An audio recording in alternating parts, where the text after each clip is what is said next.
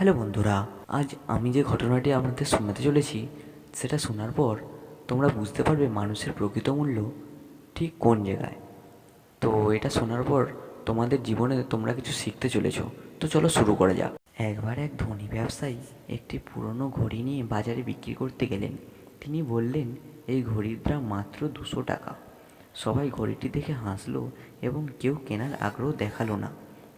এরপর ব্যবসায়ী ঘড়িটি নিয়ে একটি জুয়েলারি দোকানে গেলেন।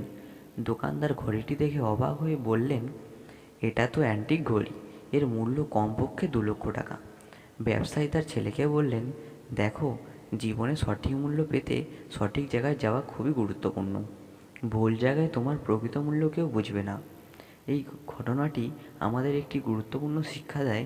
আমরা অনেক সময় নিজের ক্ষমতা এবং মূল্য বুঝি না, ভুল লোকের কাছে নিজের পরিচয় তুলে ধরে হতাশ হই। কিন্তু সঠিক জায়গা এবং সঠিক মানুষের কাছে গেলে আমরা আমাদের প্রকৃত মূল্য পেতে পারি। মানুষের প্রকৃত মূল্য বোঝার জন্য নিজের প্রতি বিশ্বাস এবং ধৈর্য থাকা খুব জরুরি। তাই কখনো নিজের যোগ্যতা নিয়ে সন্দেহ করো না। সঠিক সময় সঠিক সুযোগ তোমার কাছে আসবেই।